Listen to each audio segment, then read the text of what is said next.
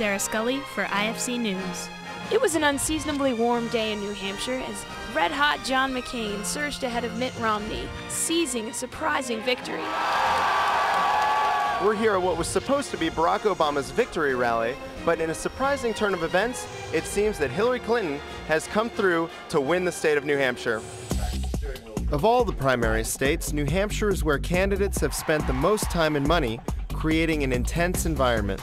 I describe it as political theater. Yeah. And political theater in New Hampshire in an election year is the grand stage. This is ground zero of American politics today. With such a tricky electorate, the predictions were very far off. What makes New Hampshire different from other states? Well, I think the problem here in New Hampshire is we keep to ourselves.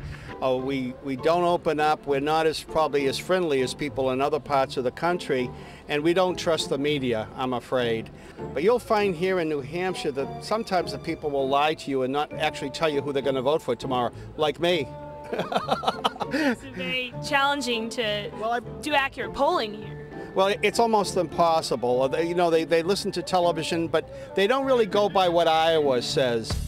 Following her loss in Iowa, Hillary Clinton had ground to make up.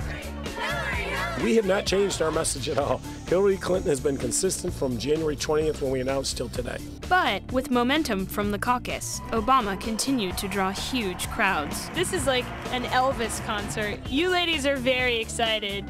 How was the rally for you? First, when we were walking here, people were turning away saying there's a long line, don't bother. But I'm glad we persisted because we got in, and then we got to touch him, which I feel so silly to say, but it was kind of neat to reach out and touch him. So you've both made up your mind then, or are you still undecided? I've been leaning toward Hillary, but now I'm probably leaning toward Obama. Is Hillary going to recover from this?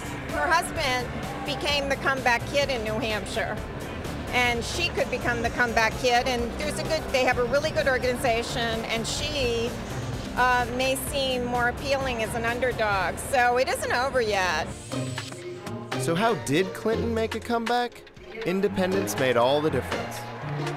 Do you see independents then playing a big role in this race? Yeah, you got to remember most independents are liars. Most people who call themselves independents are actually Democrats. They vote Democrat every time, or they're Republican, they vote Republican every time. So 40% say they're independents. They're really about 10 or 15% who really are independent. But they play a big role. Those 15% really do. Half the voters in New Hampshire who are independents are deciding in the next 48 hours if they should vote for John McCain or Barack Obama. He does not need the votes of the independents of New Hampshire to win. The guy that needs the votes of the independents of New Hampshire to get on the ballot is John McCain. Thank you. This time around, the question is, if they're divided between Obama and McCain, who's the real insurgent, who's the truth teller, who's the challenger? But John McCain courted enough of these independent voters to deprive Obama of victory. The anticipation that Mitt Romney would win the state proved overhyped, and he came in second. I'm expecting to win here and plan to win in Michigan as well. It's become like a WWF cage match, and Mitt Romney seems to be the guy that they're throwing around into the cage, against the ropes, on the canvas.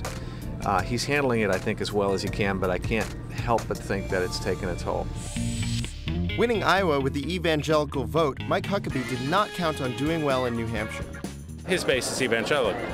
And so where you have a lot of evangelicals in South Carolina and Michigan, he'll do fine. But New Hampshire is the least religious state in the country.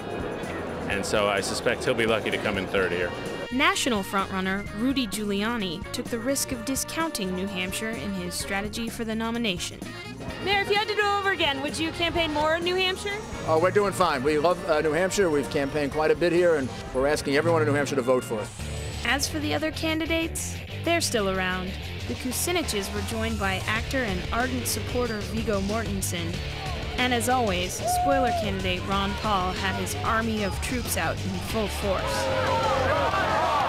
We'll see where this leads everyone down the trail. Next up, South Carolina. For more uncut election coverage and our blog, check out ifc.com.